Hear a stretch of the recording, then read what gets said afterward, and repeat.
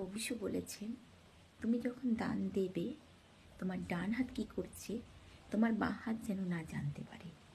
তাই তুমি যখন দান দেবে, লোককে দেখিয়ে দিও না, কারণ লোককে দেখিয়ে তারাই দেয় যারা সবার থেকে বড় হয়ে থাকতে চায়। তাই এটা বলে যাচ্ছে যে ঈশ্বর তাকে দিয়েছে বলেই সবই সে দিতে পারছে, আর সে নিশ্চয়ই ঈশ্বরের থেকে বড় নয়। প্রভু যীশু বলেছেন, তুমি যখন দান দেবে, তোমার ডান হাত কী করছে তোমার বাঁ হাত যেন না জানতে পারে।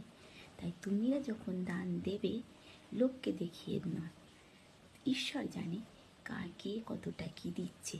তাই লোককে দেখিয়ে তারাই দেয় যারা সবার থেকে বড় হয়ে থাকতে চায়।